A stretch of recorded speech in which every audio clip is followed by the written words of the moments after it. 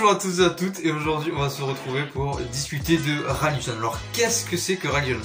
C'est une opération montée par la FFSA en partie qui vise à aider les jeunes à aller en WRC pour 20 €.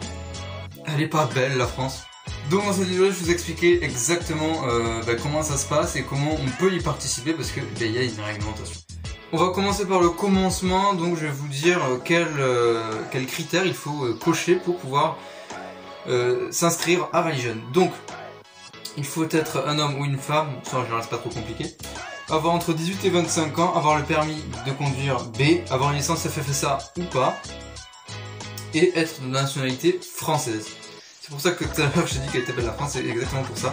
Parce que il y a en fait que la France en fait qui propose ce système d'aide aussi intense. Mais il faut faire attention parce que certaines personnes ne sont pas acceptées à Rallyjeunes, et donc je vais vous dire les critères qu'il faut ne pas cocher pour pouvoir espérer s'inscrire à Rallyjeunes. Donc ne sont pas autorisés à participer à l'opération RJ Rallyjeunes. Donc des candidats qui ont été classés dans les 10 premiers d'une formule de promotion ou monomarque. Donc c'est à dire que si tu participes au challenge Peugeot, je sais pas comment ça s'appelle, et que tu te classes parmi les 10 premiers, et bien tu ne peux pas t'inscrire à Rallyjeunes. C'est comme ça. Ensuite, des candidats ayant été lauréats à Rallyjeunes ou suppléants, et donc du coup des pilotes ayant été sélectionnés en équipe de France FFSA ne sont pas autorisés à prendre partie de l'opération Rallyjeunes. Et j'ai oublié aussi des suppléants de l'opération Rallyjeunes ayant intégré le team Rallyjeunes FFSA. Donc je pense que si tu es suppléant mais que tu n'as pas intégré le team Rallyjeunes FFSA, tu peux quand même participer. Donc déjà, première question, comment on fait pour s'inscrire? Alors il y a deux solutions. Je vous conseille personnellement de vous inscrire sur internet parce que si vous pouvez vous inscrire le jour J aux sélections, mais on ne sait pas encore s'il y a assez de place ou pas, donc moi je vous conseille de vous inscrire sur internet.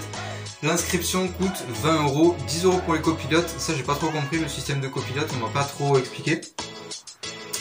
Et donc 5 € pour les pilotes e-sport. Et oui, je vous ai bien parlé de pilotes e-sport, parce que il y a aussi une sélection pour les pilotes e-sport, alors pas pour aller en e-sport mondial, non juste pour, voilà. Voilà, le même principe, si tu gagnes les sélections e-sport, tu peux ensuite aller à la finale nationale et ensuite de fil en aiguille, je vais vous expliquer ce qu'il y a à se passer. Mais je vais pas me concentrer sur les sélections e-sport parce que c'est pas le but. Non, je me concentre certainement sur la sélection physique. Donc c'est parti. Tout d'abord, il faut savoir qu'il y a 4 au total, il y a 4 sélections nationales. Donc 3 sélections nationales métropolitaines et donc une sélection nationale outre-mer. En général, je crois que ça se passe à côté de la Réunion, à vérifier quand même. Donc du coup, je vais vous expliquer comment ça se passe.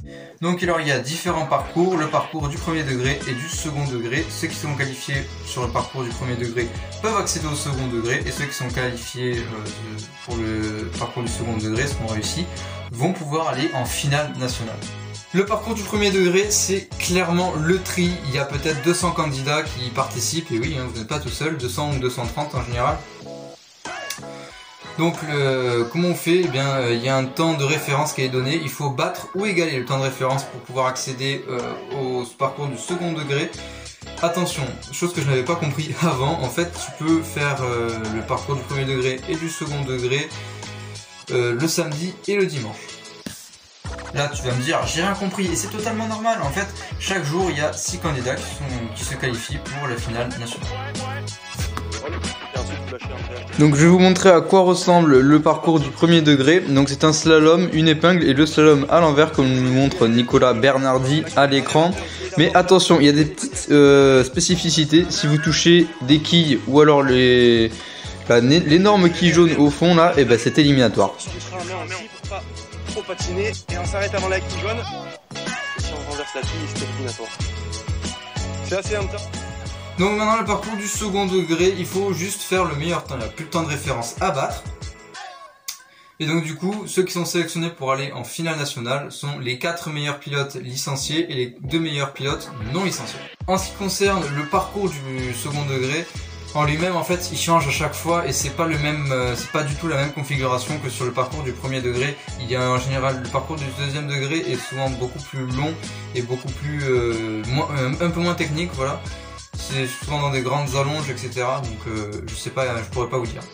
La finale nationale, en fait, c'est un peu flou à l'extérieur parce que j'ai pas eu d'informations enfin pas solides, mais genre pas très complémentaires. Je sais juste que ça se passe sur plusieurs parcours et on garde le meilleur temps à chaque fois.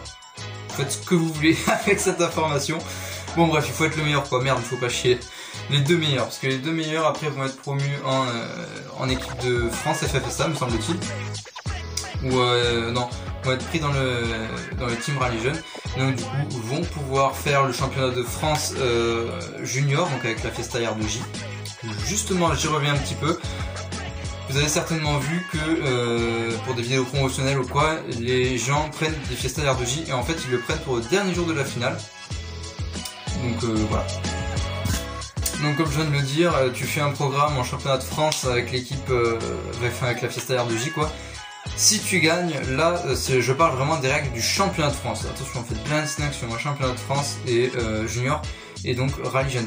Les trucs sont un petit peu différents. Donc du coup, le vainqueur du championnat de France va ensuite intégrer le team France, FFSA.